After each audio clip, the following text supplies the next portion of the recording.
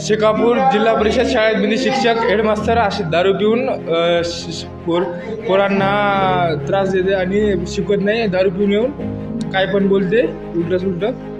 बघून का त्याची मास्तरची अवस्था, दारू पिऊन कसं करत आहे.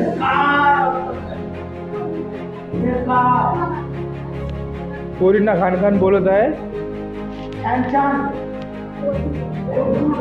ते सगळे मुलं घाबरत आहे त्यांच्यानं.